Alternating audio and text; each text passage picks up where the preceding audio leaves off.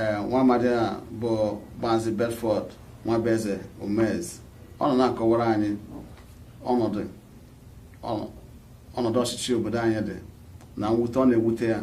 O ji iwe n'ihi na ọ bụ ihe iwe ka ọ bụ nyeme onwe m bụ nyekwago onwe gị na anyị so na mba ndị na-ewepụta mmanụ na mba ọbụla ọgaranya ndị ọchịchị anyị nyefere ọchịchị n'aka were ego niile ndị a wee na-aga mba ọzọ na-atụnye. Ọ bụ ihe mwute.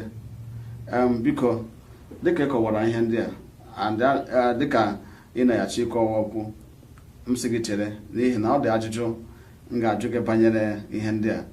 Ajụjụ a bụ gịnị bụ ọrụ ndị a na-akpọ ndị omeiwu obodo dịka ndị a n'olu bekee bụ National Assembly. Anyị nwere ndị ogo nke elu nwee ndị oke nke nta bụ Senate and the House of Representatives.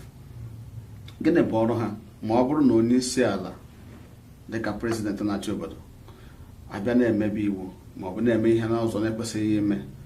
Kedu ọrụ ndị a na-eme iwu? Ama m na ngalaba ọchịchị nwere ụzọ atọ. Enwere ndị a na-akpọ ndị executive n'olu bekee, nwee ndị a na-akpọ judiciary, bịa nwee ndị a na-akpọ legislators. Gịnị bụ ọrụ mba atọ a ime na udo dị n'obodo? Gịnị kpatara ha ji ebu ego a enweghị na-ekwu okwu? Ndewo. Okay, ịma arụrụ ana, onwe ndị Igbo na-akpa arụrụ ana. Arụrụ ana means abomination, people committing the highest crime. In anya law, iwu ndị Nigeria na-eti ụfọdụ. Ị na-ajụ onwe ndị na-eti disi iwu ka ihe dị ha n'isi. 1999 Constitution of Nigeria nwere ihe a na-akpọ immunity clause. Immunity clause a kwuru ọ na gọvanọ na-arụ arụrụ ana ka ọ nọ n'oche. Ọwụ president a na-arụ arụrụ ana ka ọ nọ n'oche. Onwe onye ka agba ha akwụkwọ, onwe ihe ga-eme. Edekwere impeachment wee tinye da immunity clause. Eso m na ndị si na America ka review Nigerian Constitution ihe dịka ahọ ịtọ ma ahọ nọ gara aga. Mụnwa onye dị in charge of immunity clause. Mụnwa defutere si na immunity clause na ga-ewepụ ya na Nigerian Constitution. Governor Rowan na punish yenye, President Rowan, anybody Rowan na punish yenye. It was supposed to do.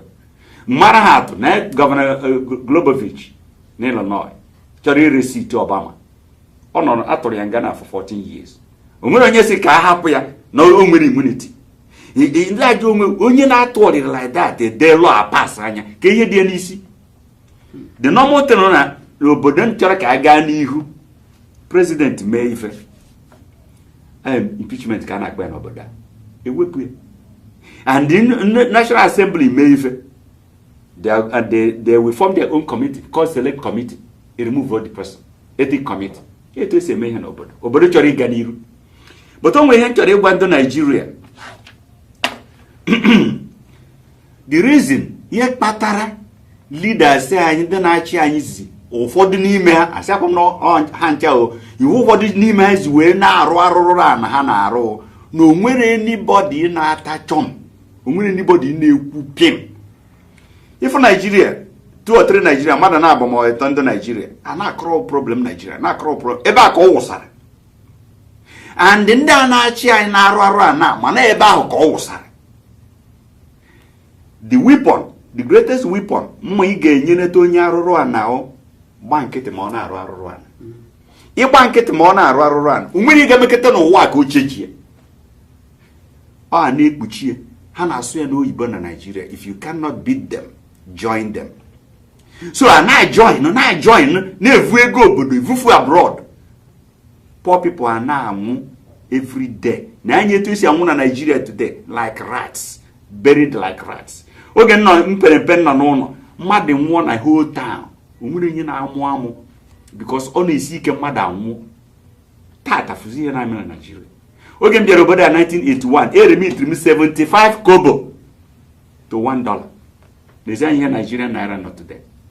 Okay. Oge hapụrụ Nigeria, oge na-akụzi na Chukwura High School, ya na-akwụ m 94 naira a month. 94 naira a month. Eji m ya na-eme guy n'Ọnịsha. Ruo na bank a na-akwụ m 156 naira a month. Were na-ebi na Lagos. Save kwa ego ziwe dị America.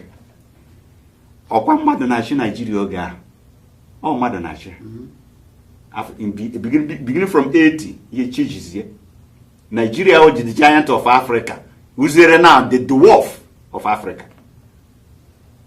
So my brother, ihe na-agwa onye ọwụna ihu ajọ ihe condemn onye ma mama osimo agbawa onye dị njọ na ọ dị njọ so ụwa ya ga-apụtakwa ka ya dị etu ya dị.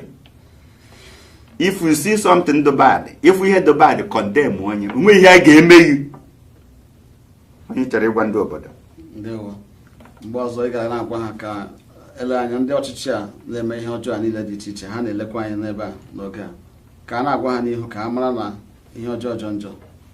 Ndewo. Ekelele gị maka nkọwa ndị a.